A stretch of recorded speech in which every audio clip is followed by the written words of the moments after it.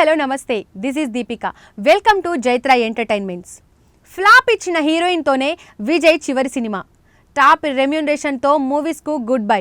2026లో Thalapathy political entry. అసలు ఆ story ఏంటో చూద్దాం. దళపతి విజయ్ ఇటీవలే ది గోడ్ మూవీతో ప్రేక్షకుల ముందుకు వచ్చాడు. ఈ సినిమాకు తమిళంలో తప్ప మిగతా ఎక్కడా పెద్దగా రెస్పాన్స్ రాలేదు. సింపుల్గా చెప్పాలంటే ది గోడ్ మూవీ తెలుగులో బిగ్గెస్ట్ డిజాస్టర్. అయితే ఈ సినిమా రిజల్ట్ను పక్కన పెట్టిన విజయ్ ఫ్యాన్స్ అతడి చివరి సినిమాపై ఫోకస్ చేస్తున్నారు.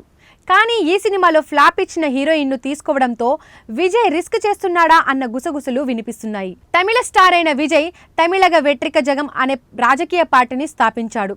ఇప్పటికే పార్టీ జెండా గుర్తులను సైతం ప్రకటించాడు. 2026 ఎన్నికల్లో పోటీ చేసేందుకు సిద్ధమవుతున్నాడు. ఈ నేపథ్యంలో హీరో విజయ్ తన చివరి సినిమాను కేవీఎన్ బ్యానర్లోనే చేస్తాడని ఆ సంస్థ అఫీషియల్గా ప్రకటించింది. ఈ సినిమాను వినోద్ దర్శకత్వం వహిస్తున్నాడని, పూజా హెగ్డే హీరోయిన్గా నటిస్తుందని తెలిపింది.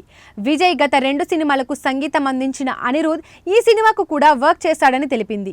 పొలిటికల్ బ్యాక్గ్రౌండ్తో ఉండనున్న ఈ సినిమాకు 250 కోట్ల వరకు విజయ్ రెమ్యూనరేషన్ తీసుకున్నాడని సినీ వర్గాల్లో టాక్ వినిపిస్తుంది.